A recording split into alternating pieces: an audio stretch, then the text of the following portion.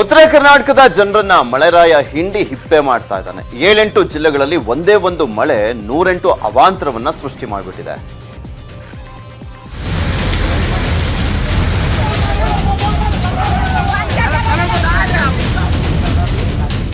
ಊರೂರೇ ನೀರಲ್ಲಿ ಮುಳುಗಿದೆ.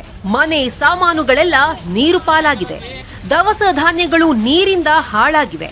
ಮನೆ ಮುಂದೆ ಮೋರಿ ನೀರು ನಿಂತಿದೆ. ದಿಕ್ಕು ಕಾಣದ ಜನ ಗೋಳಾಡ್ತಿದ್ದಾರೆ. ಇನ್ನೊಂದ್ ಕಡೆ ಟ್ರ್ಯಾಕ್ಟರ್ ಹರಿಯುವ ನೀರಲ್ಲಿ ಪಲ್ಟಿಯಾಗಿದೆ.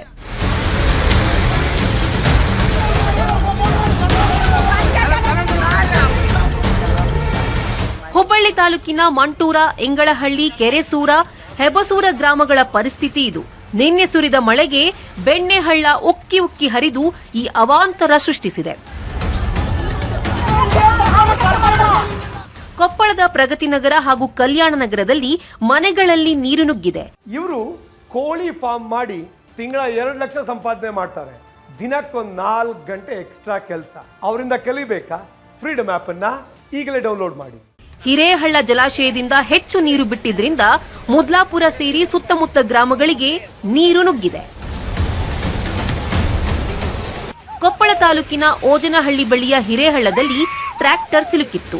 ಅದೃಷ್ಟವಶಾತ್ ಅನಾಹುತ ಆಗಿಲ್ಲ. ಗದಗ ಜಿಲ್ಲೆ ರೋಣ ತಾಲೂಕಿನ ಕರಮುಡಿ ಗ್ರಾಮದಲ್ಲಿ ಧಾರಾಕಾರ ಮಳೆಗೆ ಹಳ್ಳದ ನೀರು ಮನೆಗಳಿಗೆ ನುಗ್ಗಿದೆ. ಮನೆಗೆ ನುಗ್ಗಿದ ನೀರನ್ನ ಹೊರಹಾಕಲು ಜನರು ಹರಸಾಹಸ ಪಟ್ರು.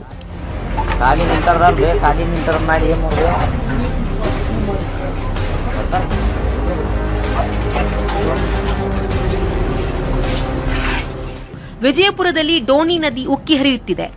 ಬಬಲೇಶ್ವರ ತಾಲೂಕಿನ ದದಾಮಟ್ಟಿ ಗ್ರಾಮದ ಜಮೀನುಗಳಿಗೆ ನೀರು ನುಗ್ಗಿ ಸೂರ್ಯಕಾಂತಿ, ತೊಗರಿಬೇಳೆ ಹಾನಿಯಾಗಿದೆ.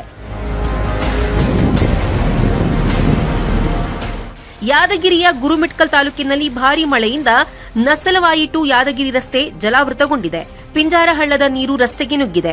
ಯಾದಗಿರಿ ತಾಲೂಕಿನ ಅಬ್ಬೆ, ತುಮಕೂರು, ಗುರುಸುಣಗಿ ಗ್ರಾಮಗಳಲ್ಲಿ ಭತ್ತದ ಬೆಳೆ ಹಾನಿಯಾಗಿದೆ. ಮಹಾರಾಷ್ಟ್ರದ ಉಜನಿ ಜಲಾಶಯದಿಂದ ಭಾರೀ ಪ್ರಮಾಣದ ನೀರು ಬಿಡಲಾಗುತ್ತಿದ್ದು ಭೀಮಾ ನದಿ ತೀರದಲ್ಲಿ ಮತ್ತೆ ಪ್ರವಾಹ ಭೀತಿ ಬೇರೆ. ಚಿತ್ರದುರ್ಗದ ಭರಮಸಾಗರ ಭರಮಣ್ಣನಾಯಕ ಕೆರೆ ಏರಿ ಬಿರುಕು ಬಿಟ್ಟಿತ್ತು.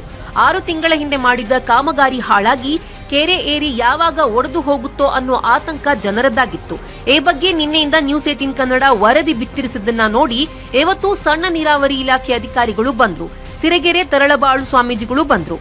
ಈಗ ಏತ ನೀರಾವರಿ ಮೂಲಕ ಕೆರೆ ನೀರನ್ನ 46 ಕೆರೆಗಳಿಗೆ ಬಿಡೋ ಕೆಲಸ ಶುರುವಾಗಿದೆ. ದಕ್ಷಿಣ ಕರ್ನಾಟಕದಲ್ಲಿ ಮಳೆ ಕಾಟ ಕಮ್ಮಿಯಾಗಿದೆ. ಆದ್ರೆ ಉತ್ತರ ಕರ್ನಾಟಕದಲ್ಲಿ ಜನರಿಗೆ ಮಳೆ ನರಕ ತೋರಿಸ್ತಿದೆ.